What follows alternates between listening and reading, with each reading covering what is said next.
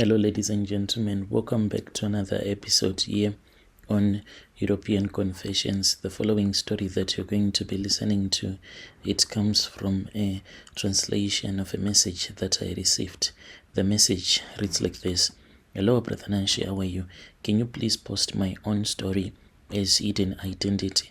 I'm not proud of who I am, but this is my own confession.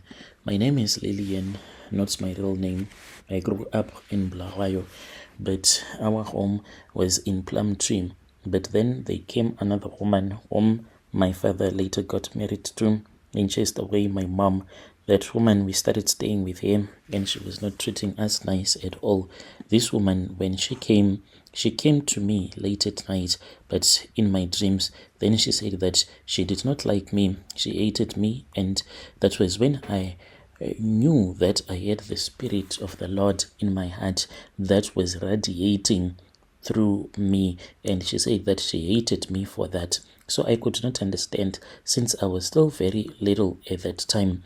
But when she started to give me some herbs and charms to drink, I kept on hearing the voice that used to speak with me each and every time as it was fading away, until I started to feel a voice, a new kind of a voice that was always filled with bitterness, so much that when the voice will be talking to me, I would feel even my heart as it will be in pain because of the bitterness that the voice will be whispering in my heart. And after that, when I was all grown up, my parents then retired to Plumtree, and I then started working. I started working in Bulawayo as a maid, and I ended up breaking many homes across Bulawayo when I was still in my country. But right now, I am in Francistown. I am working for a very wealthy couple, and they just think that I am just an innocent maid. To them, I look so innocent, and they don't even know that this girl that works for them, she has a dark past, a dark history. To them, I am just a quiet woman who cleans, cooks, and takes care of their children. But what they don't know is that I am also a witch, just like my stepmom. I am a destroyer of homes, like my stepmom used to call me. She will say that this one is going to be a prostitute as well as a destroyer of homes. Instead of rebuking her, I would even find pleasure whenever she would say that I was going to be a prostitute and a destroyer of homes. For years, I have carried out my dark work in secret, always leaving a trail of broken families and cursed children in every house that I enter. All that I bring in that house is not peace. If I find a home that will be having peace, I then make sure that by the time that I would leave, or when they kick me out, I would have brought chaos, planting seeds of destruction wherever I go to. I start with small, simple spells, things that no one can even notice, and I can put the objects, it might be underneath the couches, since I'll be the one that will be doing the cleaning, the spring cleaning, and everything.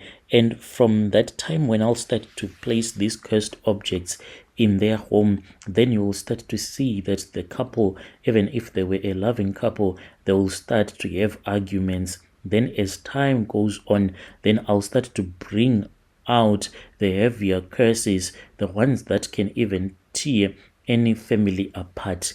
The house that I am now working in, it belongs to a very wealthy couple. They have no idea of what I am capable of, but I have already started placing curses on them. The reason as to why I have thought of placing curses on them, it is because of the wife. She is someone who is very stingy. When I started working for them, she had promised me that if I was going to become a hard-working woman, she was going to give me at least bonuses. But this woman, she has not been doing the things that she promised me that she will be doing. So I said, let me bring out the heavy curses, the dark ones, the evil one, and I started placing them. And it is the husband that I am focused on the most. At night, when everyone is fast asleep, I use my powers to sneak into their bedroom. So what I do is that when this spirit of witchcraft comes to me, then it transforms me. I become more like a shadow when I get out of bed, and I leave like my whole body. I don't know if your listeners will be able to listen to that, but I move out of my own body like a shadow. Then I leave my physical body such that if anyone enters in there, they will think that I'll be fast asleep. But I make sure that when I am about to leave my body, I sleep with my head facing upwards so that it can be easy. And if I try to get out of my body, maybe facing sideways, when I return back, it is very difficult. That is why I always make sure that I leave my body in such a position that I'll be facing upwards so that my spirit can return back into my body. And after I would have been transformed into a shadow, I can walk out of my bedroom, unlock doors, do anything. When I reach their bedroom, I then enter into their bedroom as if I am a rat. There is a hole in the ceiling. I climb up the hole, then I then climb into the ceiling and then down into their bedroom, and they never hear me. They never feel my presence, but I am there using my magic, and this magic that I'll be using is to have sexual intercourse with him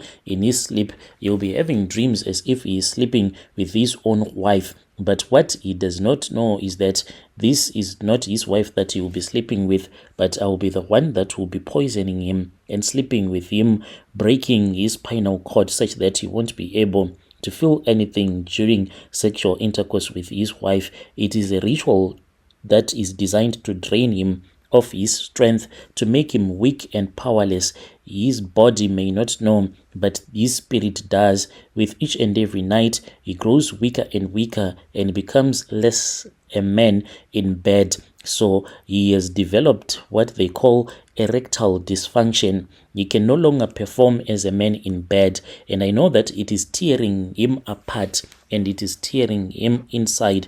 His wife is frustrated. Very soon I'm going to cast an evil charm on her so that she can go out and become a prostitute, and her husband is going to find out, and soon their marriage is going to collapse, just like so many others that I have destroyed. But it does not stop there. I have always target the children too. They might be innocent, so it is easy to manipulate them. I cast spells to turn them into witches like me. I think if I can count the number of kids that I have made to become witches like me, there are maybe around 20 to 25 of different families that I have worked for. I make them to become witches, planting the dark seeds of witchcraft in their hearts, and I make sure that they start acting out, fighting, stealing, lying, turning them against their parents and each other. Before long, they can become like me, children of darkness,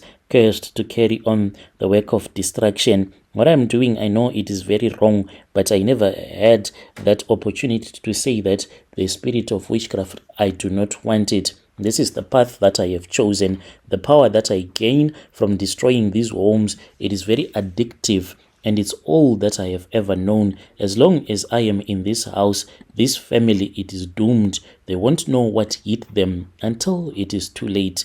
This is my confession. I am a witch who destroys homes, who makes children into witches, and weakens husbands until their families crumble. And the worst part, no one even sees me coming. They trust me, they welcome me into their homes, and I betray them from within. It's what I do, and as long as I am alive, I'll keep on doing this.